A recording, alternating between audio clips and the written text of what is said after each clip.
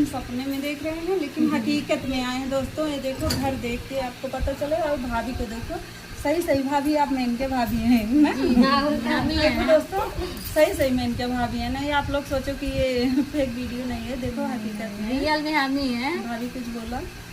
हाय दोस्तों, मैं वेनिका, और आप सब कैसे हैं कमेंट करके जरूर बताइएगा।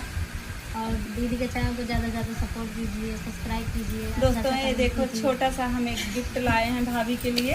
ये देखिए दोस्तों, गिफ्ट लेके आई हमारे लिए, बहुत अच्छा लग रहा है हमको कुछ आपसे मिलके। आपको कैसा लगा हमसे मिलके? बहुत अच्छा लगा भाभी। हम दूर से वीडियो में देखते थे, हम नहीं जानते थे कि आज हम पहुंच जाएंगे और पहुंच जाए आपके पास। अच्छा लगा। हाँ, पहले आप बताएंगे किस टीम के साथ आई हैं, कैसे पहुंची हैं? देवरानी जेठानी, प्रतापगढ़ की टीम से आई है। देवरानी जेठानी टीम प्रतापगढ़ से। देवरानी जेठानी भैया टीम नहीं है, साथ हम आए हैं। देवरानी यूपी 72 देवरानी प्रतापगढ़ की टीम है। प्रतापगढ़ की टीम है। भैया देखा आवे खोई बता